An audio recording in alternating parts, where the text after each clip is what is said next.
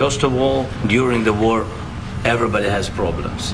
Even you, but you have nice ocean and don't feel now, but you will feel it in the future. God bless. You don't know that. God bless. God bless. You will not have a war. Don't tell us what we're going to feel. We're trying to solve a problem. Don't tell us what we're going to feel. I'm not telling you. Because you're in no position to dictate that. Remember this. You're in no position to dictate what we're going to feel. We're going to feel very good. Feel influence. We're going to feel very good and very strong. You will feel influence. You're right now not in a very good position. You've allowed yourself to be in a very bad position, and he happens to be right about it. From the very beginning of the war. You're not in a good position. You don't have the cards right now. With us, you start having cards. Right now, you don't. You're playing cards. You're playing cards. You're gambling with the lives of millions of people. You're gambling with World War III. You're gambling with World War III. And what you're doing is very disrespectful to the country, this country, that's backed you far more than a lot of people said they should have.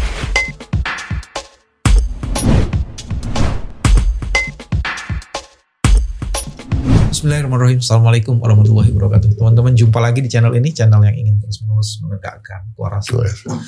Hari ini kita khusus mendatangkan penjaga kewarasannya untuk bicara bukan soal Indonesia gelap, bukan soal Danantara, tapi bagaimana geopolitik internasional, terutama dalam kaitannya dengan presiden terpilih baru Donald Trump dari Amerika. Donald Trump itu mulutnya pedas dan tajam sekali. Dia menyebut Zelensky itu diktator tanpa pemilu. Betul. Ada lagi dia bilang tidak tahu terima kasih. Terus pelawak sukses yang jadi satu-satunya pelawak ya di dunia. Menjadi presiden. Ya. Mudah-mudahan nanti ada stand up komedi kita yang jadi presiden juga. Amin. Kayaknya channelnya harus dilihat oleh stand up komedi. Nak sehat? Alhamdulillah.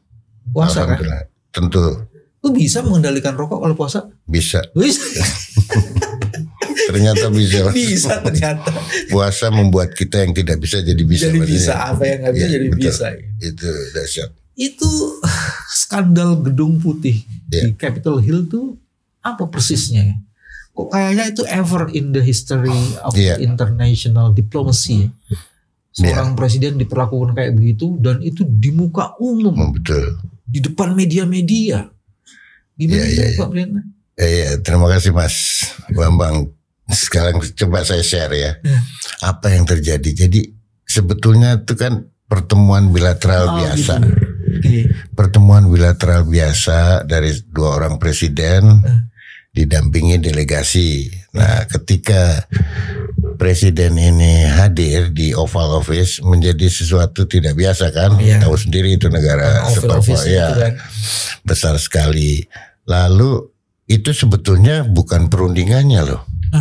Itu sebetulnya kan pembukaannya untuk bicara-bicara gitu, bukan perundingannya itu. Oh, itu baru opening speech. Opening kan di ruang lain disiapkan untuk bicara ngobrol seriusnya dan ada acara konferensi pers kan setelahnya. Jadi ada lunch, ada pers conference, terus itu penutupnya. Nah, sebenarnya juga ini pembuka apa penutup? Pembuka kan ini? Pembuka. Sebetulnya pembukaan bisa dengan baik karena sudah ada persiapan sebelumnya. Trump sudah mengutus utusan khusus seorang jenderal pensiunan Kellogg itu untuk bicara, John Kellogg, Kit Kellogg ya ke Ukraina, mengirim Menteri Keuangan Amerika ke Ukraina. Lalu juga terakhir bikin pertemuan di Saudi kan, di Riyadh. Nah ternyata dari pembicaraan itu semuanya mentah. Praktis Zelensky itu keras kepala gitu. Kalau di Saudi jelas karena yang hadir adalah wakil dari penasihat seniornya Zelensky, saya lupa namanya tuh, yang mengatakan ke Lavrov, mengatakan ke yang mengunjungi utusan khusus itu dengan Pak Kilok itu dan juga Menteri Keuangan itu yang tidak memuaskan gitu untuk Washington. Oh, jadi pembicaraan di Riyadh itu tidak optimal. Tidak optimal pembicaraan kunjungan Menteri Keuangan 12 Februari ke Kiev juga tidak optimal.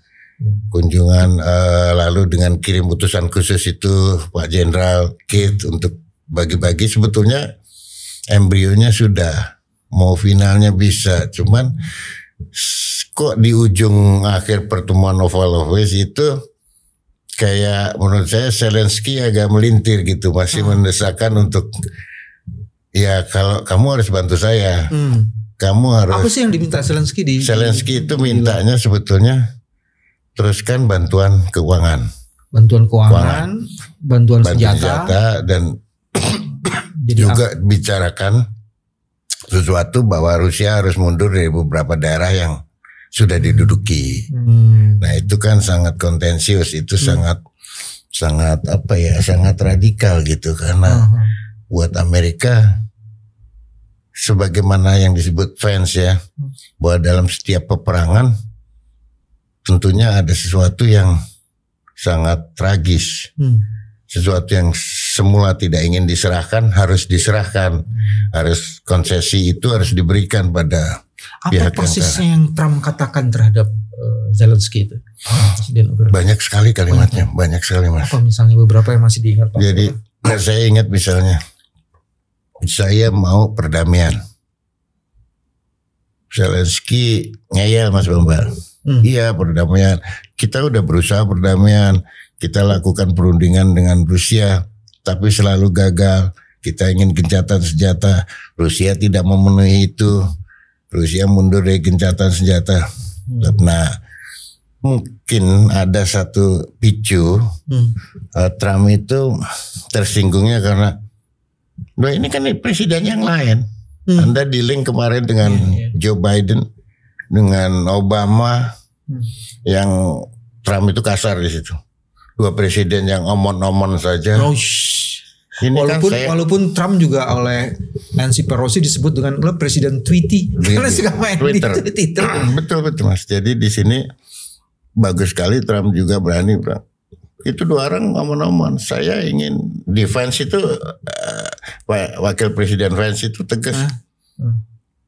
Ini presiden yang tidak hanya ingin bicara tapi ingin melakukan satu secara nyata.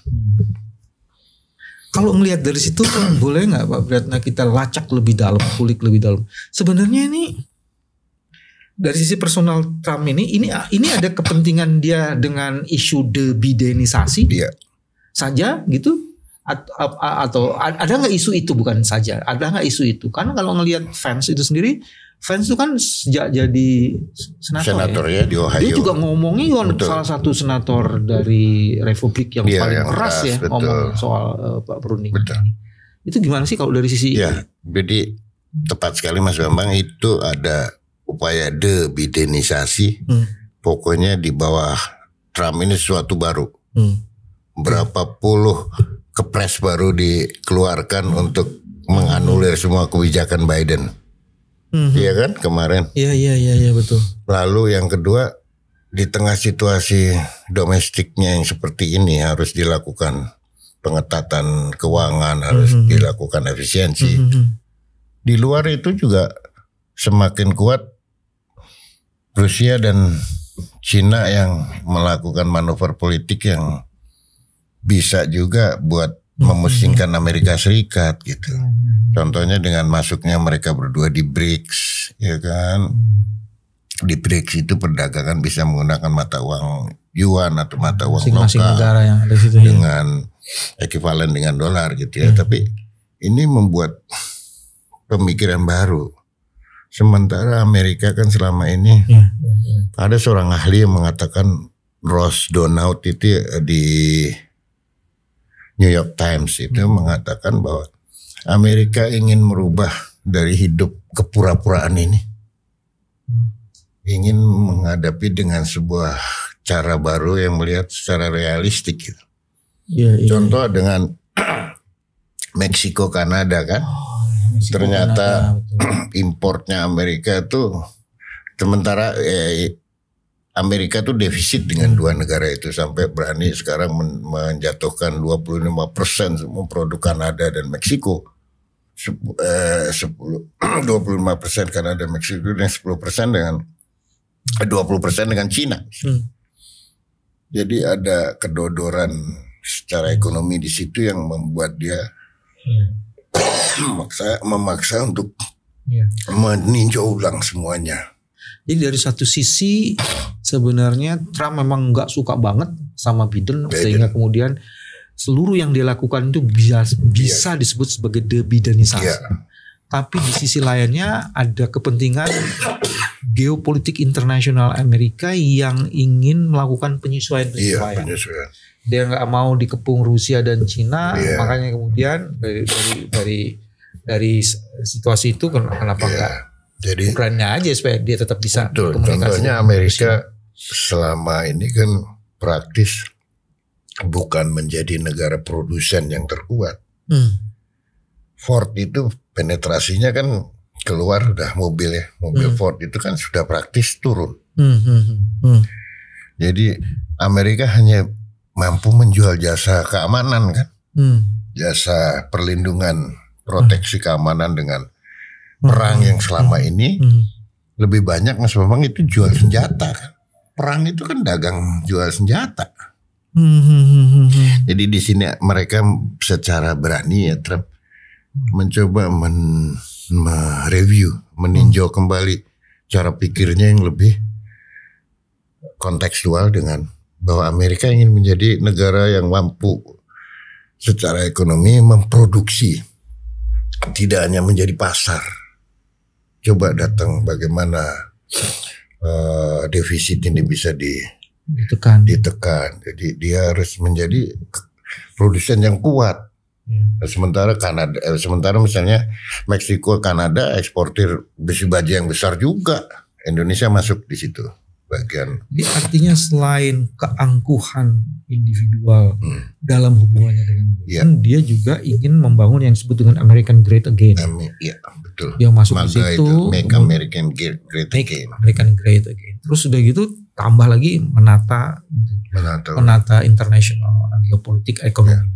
Nah di situ saya lihat kan gini, kalau nggak salah tuh Amerika pernah menjanjikan bantuan finansial gede banget tuh 180 miliar US dollar yang sekarang sudah direalisasikan 66 sekian miliar US dollar itu. Dan ada bantuan selain keuangan, ada bantuan militer, selain bantuan kemanusiaan. Dan tadi Pak Priyatna bilang itu ada isu sebenarnya jual senjata juga ya. Jadi seolah-olah ngasih uang tapi sebenarnya dia jual senjata gitu. Betul. Makanya kan kemarin baru di stop 2 tuh Pak ya. Iya. Bantuan intelijen dan alat perang tuh nggak di ini ya. Sudah ditarik. Sudah mulai ditarik. Itu sejauh mana kemudian itu bisa menyebabkan Ukraina itu bermasalah? Itu menunjukkan keseriusan. Itu nggak main-main. Simbol saya nggak main-main. Saya ingin menarik ini. Saya ingin betul mencapai perdamaian. Anda tidak meneruskan peperangan karena peperangan jika diteruskan Anda akan kalah, kata Trump.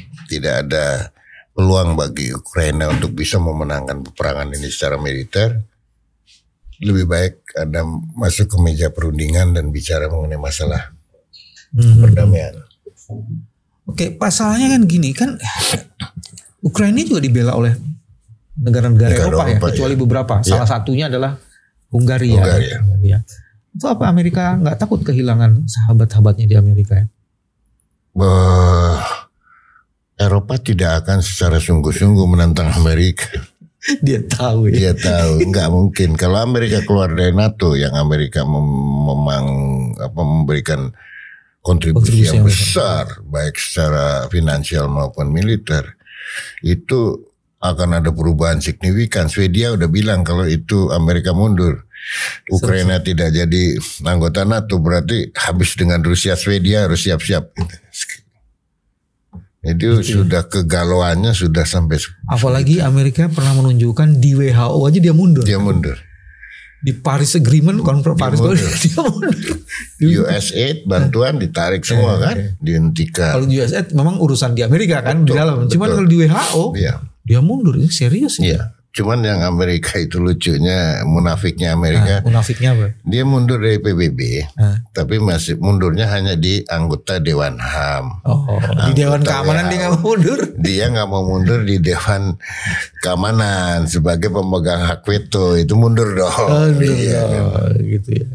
Nah, ada yang menarik lagi sebenarnya. Zelensky juga kayak tidak punya pilihan ya. Iya, betul. Kan di situ kan sebenarnya kan Trump ngancem kan, lu balikin tuh semuanya, apa namanya bantuan ini nggak pandai berterima kasih gitu kan. Betul. Makanya kan mau dibargain dengan memberikan konsesi bagi hasil terhadap mineral. Bisa tahu nggak tuh mineral apa yang di India? Ya, mineralnya salah satunya itu adalah tanah jarang, itu rare earth. Apa yang menjadi bahan untuk pembuatan produk-produk elektronik kan, chips, teknologi tinggi, laptop, industri ya. Teknologi tinggi semua menggunakan itu. Telepon, mobile phone itu ya, semuanya alat canggih itu nantinya harus menggunakan rare earth salah satunya. Nah, ini yang jadi rebutan masa depan gitu. Artinya nih sebenarnya bargain global. Iya, bargain kekuatan besar dengan negara kecil. Gue bantuin, tapi lu kasih gue, kalau enggak lu hadapin sendiri. Iya, benar. Dan semua tahu kalau Amerika udah ngomong begitu, betul ditarik ini kan kemarin itu. Ya habis Ukraine. Itu, dan kedua, Trump bisa dikatakan memberi kesempatan Rusia untuk silakan Anda mau apakan di negara kan, itu yang ngeri, Mas. Nah, sekarang kita ngomong tadi dengan Ukraina, sekarang ngomong dengan Rusianya. Apa yang menjadi sejarah kenapa kok Trump itu sama Rusia memang dia ini sekali gitu, lebih punya intention itu. Kenapa ya? Jadi mereka menganggap Trump itu menganggap Putin Rusia senior. Kan paling lama, Mas. Dari 2016 dia kasus dengan Hillary itu kan. Yang Trump itu Hillary disudutkan bahwa mereka pemilu. Terlibat dalam pemilu. Trump kan nggak terima, dituduh dibantu melalui kerjanya Rusia untuk memenangkan pemilihan itu. Dan dia marah sekali kan, beberapa kali disebut itu sama sekali tidak bisa dibuktikan, Nah, kedekatannya makin besar dengan hadirnya Cina kan. Ya, sementara dia punya nilai lebih, punya investasi, kontak secara pribadi yang lebih dekat dengan Putin, ya dia manfaatkan itu. Sekarang ini praktis kan Barat tidak ada yang berhasil membuka dialog dengan Rusia. Semua tertutup. Eropa semua nggak ada kontak diplomatik lagi. Bicaranya hanya lewat PBB saat Dewan Keamanan membuat resolusi, saat Dewan Keamanan ada satu usulan resolusi dibahas di DK, baru mereka di situ atau di Majelis Umum. Di luar itu nggak ada di kontak-kontak rahasia atau apa Barat dengan Rusia lagi. Nggak ada ya? Nggak ada sama sekali. Itu udah menurut saya ini sesuatu yang sangat menyedihkan dan fatal gitu. Makanya seharusnya hubungan diplomatik dan diplomat itu kan don't kill the messenger gitu. Jangan dibunuh pembawa pesannya gitu. Nah, ini udah dikunci semua pembawa pesannya nih. Semua pada begitu. Nah, lewat mana coba ininya bisa ada dialog rahasia yang bisa membuka kunci itunya, terkunci hubungan yang terkunci gitu istilahnya. Apa kepentingan lain Amerika terhadap Rusia sehingga dia lebih mendekat ke Rusia selain yang tadi isu Trump nggak suka dituduh, apalagi? Ya, dia ingin membuktikan bahwa dia lebih baik dari Biden dalam hubungan dengan Putin. Biden tidak bisa membuka satu komunikasi yang membuahkan Amerika dan Rusia dekat dan menghentikan peperangan, kan itu intinya. Jadi pada masa Biden itu satu hal yang menyedihkan. kemenangan buat Ukraina itu bila mana Rusia bisa dikalahkan. Perdamaian itu bisa dimaksud perdamaian itu bila Rusia dikalahkan. Sementara Ukraina disuplai full-fullan senjata. Bagaimana itu? Kan nggak mungkin. Secara kekuatan militer sekarang terbukti bagaimana Rusia menghancurkan Ukraina. Dan semuanya Ukraina itu hanya mengandalkan senjata yang dikirim Amerika dan negara Barat di situ kan. Kayaknya kalau saya baca di dokumen-dokumen yang saya baca itu, Ukraina sangat tergantung dengan suplai informasi intelijen dan senjata. Betul. Dan itu sangat menentukan gitu. Tidak bisa dikirim juga yang paling topnya kan, rudal Patriot yang dari Amerika. Javelin kemarin tuh dia kirim sesuatu yang ya Amerika juga ngukur kalau dia ngasih yang besar. Rugi itu kan mahal juga gitu. Tuh supaya ini Javelin itu apa Pak? Itu kalau rudal aku ngerti. Kayak rudal gitu. Rudal tapi apa tingkat kecanggihannya? Dia bisa lebih dari yang ada ini untuk bisa menggempur di darat maupun di udara gitu. Oh, mungkin pertama daya jelajahnya, daya ledaknya, sama daya rusaknya gitu ya. Biasanya kan di situ tuh daya jelajah dan daya rusak. Melawan senjata yang dimiliki Rusia persisnya gitu, yang bisa apa saya nggak tahu persisnya. Kayak counter attack-nya gitu ya. Attack-nya dengan Javelin itu ya. Makanya saya bilang kemarin, Javelin tuh kayak nama perempuan ya. Iya, bomnya berbahaya. Semua yang pakai nama perempuan itu kan dengan topan semuanya. Badai itu kan mau pakai nama-nama wanita gitu. Javelin juga begitu. Oke. Nah kemarin Trump juga menyebut dalam ruangan itu kalau dia salah, kita memberikan Anda banyak Javelin ini. Terus bagaimana Anda tidak mau melakukan perundingan lagi gitu. Jadi Zelensky menurut saya terlalu banyak ngeyelnya dan curhat gitu. Tapi dulu kenapa Amerika membantu Ukraina ya? Itu jawabannya Biden. Ya karena sebetulnya dari sejarah kan 2014 itu kan pendudukan Crimea segala macam. Itu sudah ada konflik. Jadi Amerika di situ ingin menggeser seorang presiden lama dari Ukraina, dan dengan dia masuk ke dalam politik domestik Ukraina untuk menumbangkan pemerintah yang berkuasa dengan presiden yang mereka dukung. Gitu. Tapi apa kepentingan Amerika di Ukraina pada saat itu? Kepentingannya karena itu baris terdekat untuk menghadapi Rusia kan. Oke. Jadi ada kepentingan Amerika di situ untuk menghadapi Rusia. Dan dia harus memastikan bahwa elitnya di situ itu betul-betul berpihak pada dia. Dan Ukraina termasuk hanya mengandalkan hubungan dengan Amerika kan, di situ banyak laboratorium kimia ataupun kesehatan yang belum terungkap pada saat diduduki itu. Oke. Dan pada saat itu Amerika belum perang terbuka dengan Cina. Jadi Ukraina tidak dihitung atau Soviet tidak dihitung ya. Jadi Soviet itu front yang lain lagi gitu ya. Front lain lagi. Tapi begitu mereka nyatu di BRICS, ini kan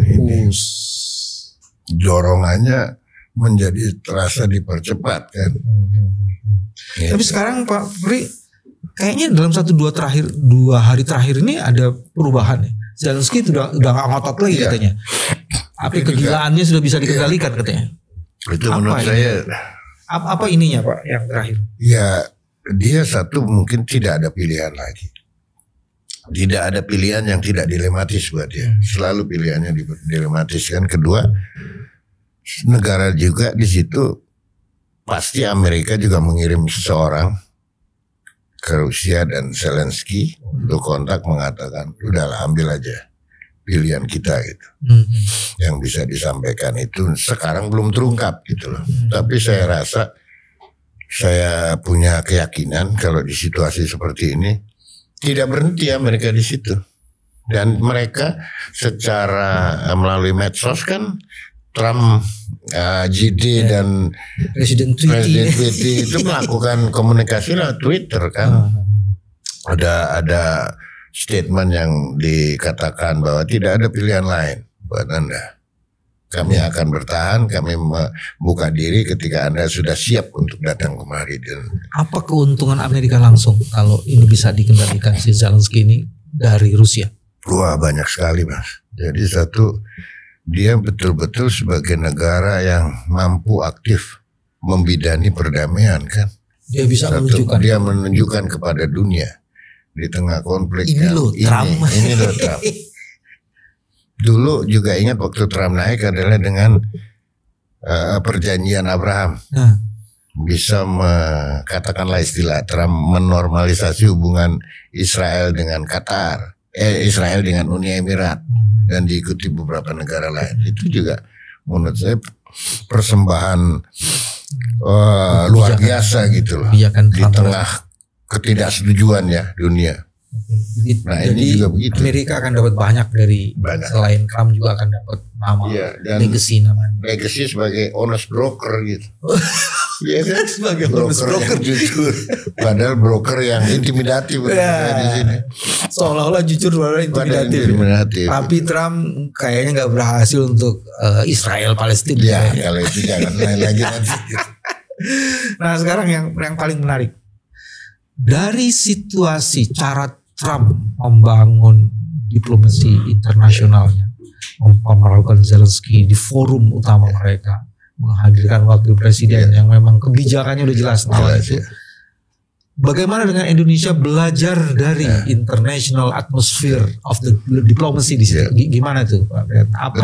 Pelajaran apa yang menarik bagi kita? Pelajaran menarik bagi kita adalah bahwa dalam konteks diplomasi itu kita harus merumuskan apa yang harus kita capai. Semuanya jangan berhenti di kita bebas aktif. Kita nggak bisa lagi omong-omong bebas aktif. Seperti itu menurut saya tidak mengatakan Pak Prabowo seperti itu ya, tapi ada upaya yang mungkin bisa lebih keras lagi dilakukan untuk bahwa kita harus memaknainya ini menjadi lebih detail lagi. Konkretnya apa misalnya Pak? Contohnya dengan Amerika nih misalnya dengan Amerika itu nanti ada hitung-hitungannya kan. Dia tidak lagi hanya menjual hibah kan, bukan bantuan saja yang kita butuh. Dia pasti akan seperti dagang kita dengan Amerika kan, yang kita sudah surplus. Dia pasti minta sesuatu. Oh iya ya. Yang tempat-tempat lain surplus sudah dipotong kan? Dipotong. Nah, kita juga pasti punya dampak. Contoh udang sudah dinaikkan 6,5% ekspor udang gitu. Nanti belum baja misalnya yang kita juga cukup besar. Jadi dalam konteks diplomasi sekarang ini lebih banyak nuansa transaksional. Dan Amerika bisa memaksakan kehendaknya melalui jaringan oligarki ekonomi yang dia kuasai, termasuk jaringan-jaringan Zionis itu yang masuk dalam kekuatan ekonomi kan. Vanguard, BlackRock, semuanya yang masuk mengunci kita, dan kita jangan sampai Trump, ya, betul. Jangan sampai ini dimanfaatkan oleh oligarki lama yang masih berkuasa untuk menarik kepentingan domestik dengan menyambungkan dengan kepentingan internasional lagi. Artinya politik luar negeri kita harus berhitung lebih cermat, mengkalkulasi lebih detail. Semua yang sekarang transaksinya semakin terbuka. Udah nggak ada pura-pura Trump tuh. Nggak ada satu negara jual jasa gitu ya, jual hibah tanpa ingin mendapatkan sesuatu gitu loh. Itu pasti ada sesuatunya. Apalagi USAID udah ditarik kan. Itu semua yang tadinya Indonesia demokratisasinya suka atau tidak suka dibantunya oleh USAID kan. Karena itu juga penting bagaimana koersi apa kaitannya antara penegakan HAM misalnya dengan bantuan zaman dulu kan. Ini bisa kembali lagi nanti. Ini yang begini karena Amerika sudah meninjau nanti civil society-nya di sana keras dengan. Ada yang menarik Pak, salah satu yang menarik itu bagi saya di sana adalah ketika di Capitol Hill itu tanggal 28 Februari kan, ada terjadi komunikasi yang luar biasa dalam bidang diplomasi itu. Posisi wakil presiden tuh menentukan. Betul. Ya kan? Fans tuh kayak menjadi kalau istilah Bapak tuh menjadi pasang badan. Ya supaya nanti Trump tidak dipermalukan. Dalam konteks Indonesia nih gimana nih Pak nih? Dan wakil presidennya kan memang dari awal punya kecerdasan, punya standing position dalam diplomasi bergening gitu kan. Jadi terus dia mengambil alih gitu. Kalau sini kan kayaknya nih, berarti ketawanya puas banget kayaknya. Enggak, menurut saya, waduh gimana ya, saya membayanginya gitu loh. Kondisi di situasi yang sangat pelik gitu kan, sangat complicated betul ya, rumit pada saat itu. Dan seorang wakil presiden itu benar-benar pasang badan gitu. Makanya waktu Zelensky menyerang Trump, terasa menyerang Trump, langsung ambil alih kan, lebih agresif mengatakan enggak, Anda menghina kami, datang ke gedung Oval ini dengan pernyataan yang menghina karena waktu presiden menawarkan perdamaian Anda tidak mau gitu. Jadi dia pasang badan gitu. Itu baru kelihatan keren ya. Keren. Jadi ini betul-betul pasangan yang yang saling. Sebenarnya pesan positifnya, mudah-mudahan wakil presiden kita bisa memantaskan diri untuk bisa punya standing position kayak begitu ya. Kita membuka diri kan semuanya. Kalau beliau mau belajar, saya rasa tidak bisa tentukan bisa. Ya semua kalau mau belajar bisa Pak. Cuman rakyat mau belajar nggak lu? Jangan senyum-senyum pergi. Nggak jelas pencitraan gitu kan. Apa hal terbaik lain yang bisa kita petik dari pelajaran strategi diplomasi Trump? Ya kita juga harus berani seperti Trump. Sebagai diplomat agak terengah-engah nggak sih ngeliat diplomat ini kayaknya Iya, saya tuh bayangkan sebuah pertemuan yang harusnya tuan rumahnya kan Amerika. Pertemuan di ruang kecil yang sebetulnya harusnya hangat, akrab ya kan. Tidak saling menghina, bahwa itu ada setara, kedudukan yang setara dari dua wakil ini. Ternyata berakhir dengan media yang sudah disiapkan demikian rupa, Mas, itu pasti kader Mas yang menghadapi Trump. Zelensky hanya temani dubesnya kan yang wanita, Oksana Makarova itu di pojok duduk yang pakai pensil, dia hanya begitu gitu bisa menunjukkan itu, menunjukkan sementara semuanya kan di sana delegasi Amerika tuh dengan jas perlente. Iya. Sementara kalau saya lihat Zelensky itu informal banget kan, sangat informal, pakai casual, padahal dia di World Economic Forum pakai jas. Jadi di situ itu agak menghina juga sebenarnya dengan cara diplomatik, dengan cara gitu loh. Nah itu yang dianggap arogan oleh Amerika, kan sudah diminta, dubesnya sudah diberitahu Departemen Luar Negeri Amerika, tolong menggunakan attire dress code ini Anda pakai setelan. Ternyata tidak dipenuhi. Anda datang misalnya lebih dulu sekian, nggak dipenuhi juga. Jadi ada banyak hal yang secara protokol wise mungkin ngayalnya udah mulai gitu loh, selebor gitu maksudnya. Nggak semuanya mau pasang badan dihajar beneran. Dihajar beneran nih sekarang, iya. Jadi kan tata kerama diplomatinya seperti itu kan. Tuan rumah harus menyambut baik tamu, mendudukkan tamu supaya salah satu kunci diplomasi itu kan tidak mempermalukan lawan mitra kita gitu. Nah ini kelewat kan Mas, itu mempermalukan sekali gitu loh. Si Zelensky itu menurut saya udah sangat dikeroyok oleh situasi yang istilah saya kemarin courtroom style diplomasi gitu. Courtroom style diplomasi ya, maksudnya? Ya kayak peradilan, jurus dalam diplomasi. Iya kan ditanya, jawab, ada sangat terbuka. Iya, jadi kayak dia suspected, jadi terdakwa dalam ruang diplomasi. Kita saling bicara tapi dua posisi yang berbeda.